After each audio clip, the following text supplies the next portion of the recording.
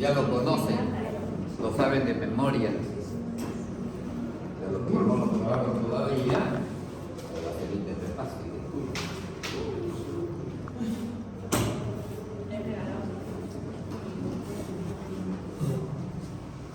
Vamos a hablar un poquito de la oclusión intestinal, que en otros términos estamos hablando de un abdomen agudo obstructivo. Ya lo conocemos. Solo que vamos a entrar en algunos detalles importantes y patológicos que nos va a permitir un mejor manejo. ¿Es nuestro último bloque ya? Sí.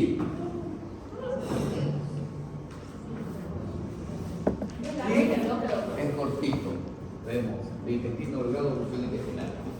De intestino grueso, apendicitis aguda, enfermedad intermuscular, complicaciones del megacolo, defectos, hemorroides, fisura, Pero todo junto, o sea, todo eso.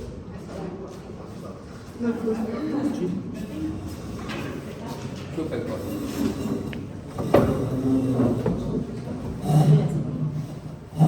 Bueno, me he cocinado el cerebro.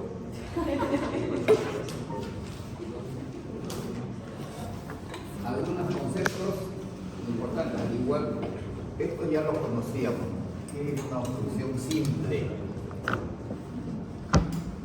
Cuando hay una obstrucción intrínseca o extrínseca, o sea, quiere decir comprimido o reducido, el intestino, que está con alteración del tránsito intestinal obstruido, pero su aporte vascular no está amenazado. ¿No? ¿Dónde lo vimos eso? ¿En qué? ¿Hernia qué? Atascada.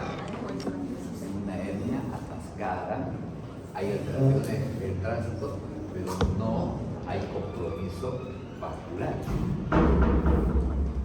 En cambio, la estrangulación, obstrucción con estrangulación, vemos ya que el aporte vascular del segmento está comprometido, el segmento que está estrangulado está comprometido.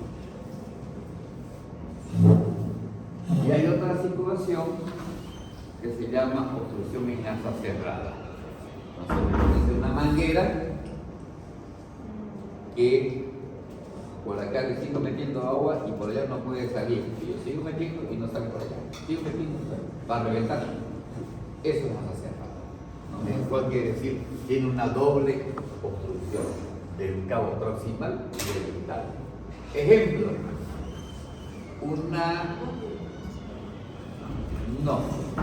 una obstrucción del intestino delgado o una obstrucción de sigmoide o de transverso, que el intestino le sigue metiendo líquido y la válvula ileocecal sería la otra parte continente, no deja que afloje. Pasa pero no vuelve, pasa pero no vuelve, pasa pero no vuelve. Entonces ahí hasta que revienta. Se percora y es conocido. Entonces esto ya nos hace acuerdo, por ejemplo, cuando volvemos a hablar del tema de las complicaciones hernianas, de que esto debería ser una solución simple para atacar. Una hernia estrangulada cuando ya tiene compromiso vascular, al igual que las otras.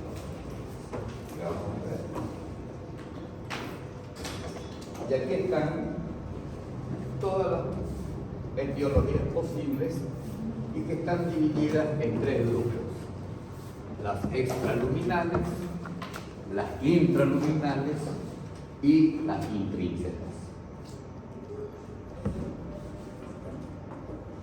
De todas estas, sabemos que estas dos se comen el 75% de todas las causas.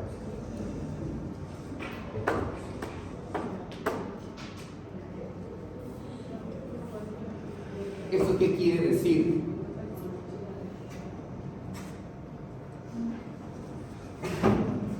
En estadística hay una ley que se llama la ley de Pareto, que dice que el 20% de todas las causas es responsable del 80% de las probabilidades. Entonces, el 20%, dos cosas de todas estas, son el responsable del 80% de la patología. Así es la ley de Pareto. Entonces, yo no puedo pensar,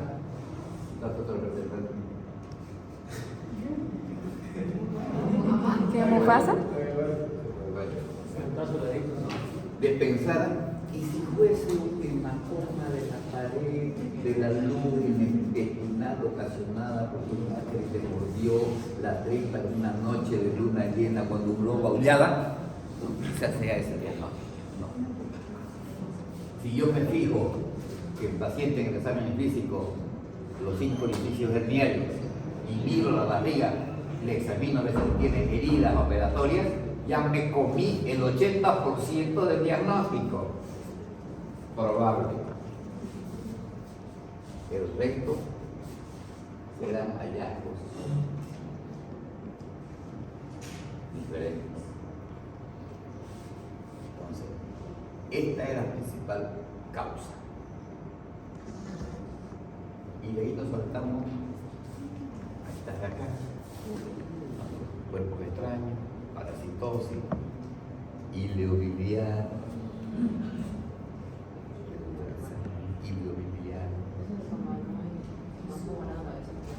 no, cuando un cálculo se pasa de la vesícula al intestino, y se estudia más abajo. Y después están ya, no tenemos estas enfermedades, en los niños sí, malrotaciones, pues, pediatría, recién nacidos. Sí tenemos tuberculosis, sí tenemos cáncer de intestino. No se ven ni de suscepción entre lo principal está aquí. Esto es lo que se ve diagnosticar más frecuente. Entonces, las causas más frecuentes son las extraluminales, ellas adherencias y las hernias. Ahí están las causas. Entonces quiero decir, extraluminal quiere decir que por fuera algo, la torcedura es lo que está causando. Esto es por dentro de la luz, un bollo de ácraris, un bollo de pelo, un cálculo que se mete, y por último de la pared en sí. Ahí están todos los tumores que hay, tanto electrónicas como la tuberculosis, que es la única común en el cuerpo.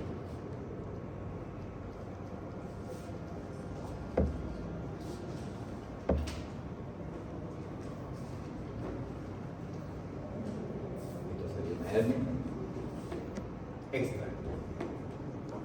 Esta, una extra, esa es una hernia, una abrida, y sobre la abrida se enrosca.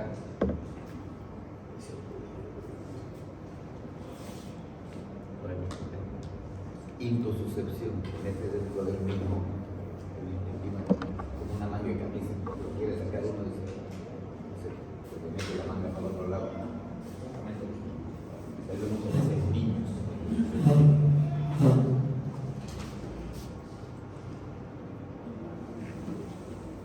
Aquí viene lo bonito.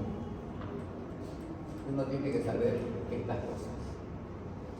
Básicamente, este es el mapa que tenemos 3 etapas en la fisiopatología de la función intestinal.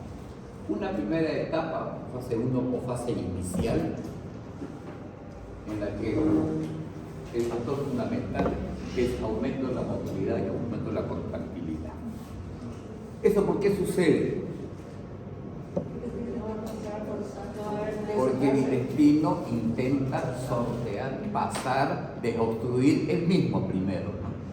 Voy a luchar para poder estrancar, obstruir. Pero rápidamente decíamos, el músculo se va a cansar. Por lo tanto, comienza la segunda fase con dilatación. Y al dilatarse, se acumula todo el líquido en un tercer espacio. Entonces, hablamos de un secuestro intraluminal de líquido. El tercer espacio no es lo mismo que el ejercicio. No, el tercer espacio puede ser intersticial o en este caso intraluminal. En este caso el tercer espacio es intraluminal. Doctor, ¿cuál es la diferencia entre distensión y dilatación? Distensión o dilatación.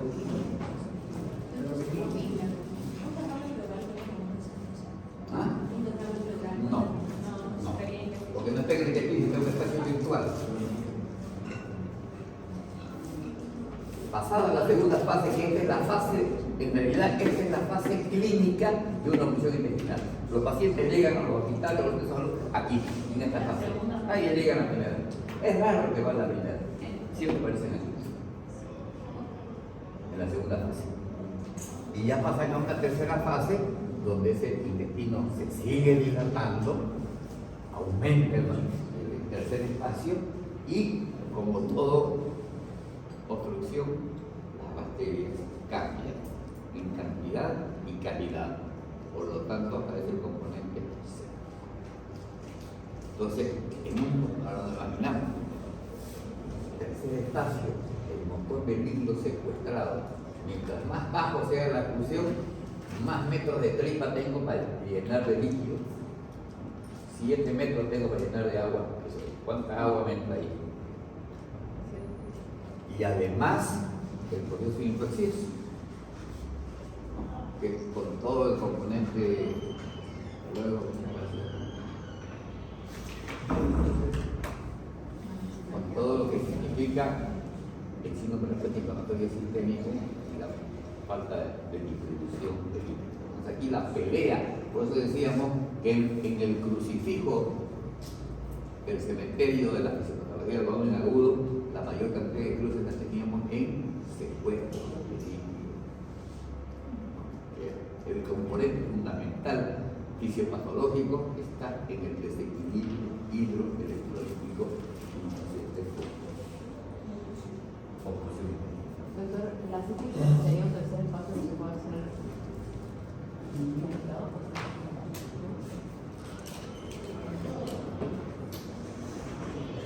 Aquí no, otra. Vuelvo a agregar lo mismo que el derrame pleural, son espacios.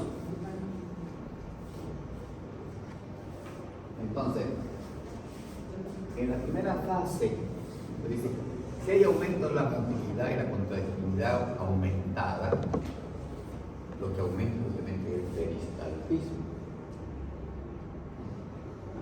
Por lo tanto, es ahí, se lo pongo y siempre le digo que no se confundan, porque uno dice obstrucción y lo lógico diga falta de eliminación de gases y eso, pero pueden empezar con diarrea. Pueden empezar con diarrea porque se me obstruye el delgado, pero el colon sigue contrayéndose. Y por abajo la obstrucción sigue aumentando la contractilidad, porque no dice, el cerebro dice, haga contracción de aquí hasta aquí nomás. No, es todo. Todo se contrae, ¿no? Entonces, puede haber un poco de... Puede haber.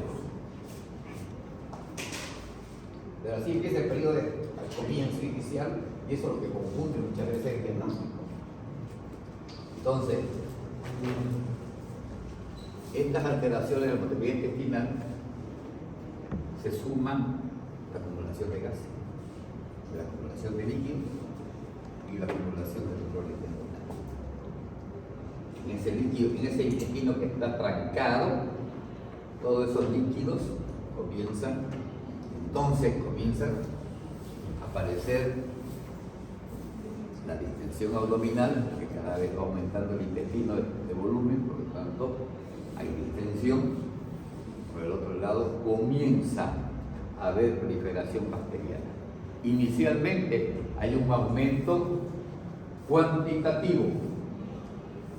Y vamos a ver en la segunda fase el problema se vuelve cualitativo. No solamente cuantitativo, sino además de bacterias que no son habituales, que son saprófitas, oportunistas y hacen su aparición. Primero de ¿cuál? Cuantitativo. Y después cualitativo. ¿Cuál? ¿Cómo se manifiesta entonces eso clínicamente? La obstrucción, aumento del peristaltismo intestinal, o sea, lucha. Va a luchar. ¿Cómo se manifiesta la lucha? Con dolor abdominal tipo cólico. Contracciones violentas del intestino, súbitas, de alta intensidad, de corta duración y con periodos de calma. De la base. Entonces, esas contracciones desorganizadas e ineficaces me llevan a un momento del contenido intestinal. Por lo tanto, hay una distensión de las asas, comienzan a distenderse. En esos descansos que tiene, se acumula más líquido, entonces tiene más líquido. Entonces ya después, la segunda vez que venga a contraerse, ya no tiene tanta fuerza como para seguir impulsando más líquido que le está llegando, ¿no? Por eso que se vuelve una contracción ineficaz. Y termina por una relajación receptiva. Ese intestino ya se cansó. Ahí sí. Todavía no hemos llegado a eso. Y usted debería hacer esa pregunta, voy a realizar su examen para la El día se me fue a tercero. ¿Ah? El día se me fue a tercero. Entonces la contestación es no. La oclusión intestinal no tiene signos de irritación peritoneal ni en la fase 1 ni en la fase 2. Solo va a tener cuando se estrangula o se perfora.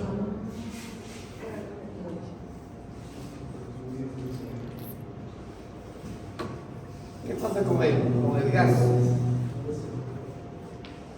¿De dónde sale el aire dilutido? ¿De dónde aparece este aire dilutido?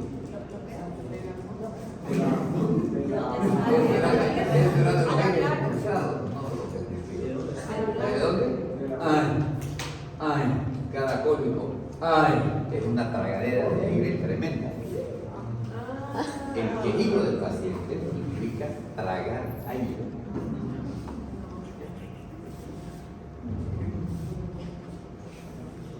Se suma la fermentación bacteriana, las secreciones pancreáticas biliares y el nitrógeno mal absorbido por una mucosa que está dañada. Entonces se suman aquí dos cosas: líquido y aire. Entonces, ¿qué vamos a encontrar en la radiografía simple de abdomen?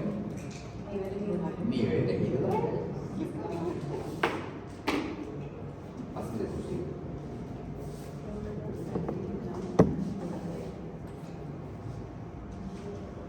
¿De dónde la acumulación de líquido? También la dilución, los jugos digestivos y la hipersecreción frecuente. De ahí ¿de dónde sale tanto líquido? De ahí. Y lo peor de todo, que no hay una absorción, porque todo normalmente nosotros estamos botando todo lo mismo y no estamos así, porque se va absorbiendo. Todos los jugos digestivos, todo el agua se absorbe en la mucosa intestinal, todo el equilibrio. Aquí la mucosa está dañada, no puede absorber, se queda acumulada.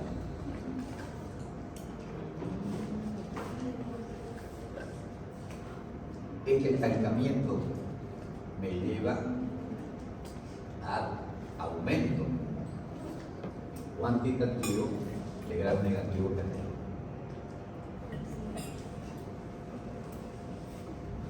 El daño de la mucosa intestinal me va a comenzar a generar un proceso inflamatorio.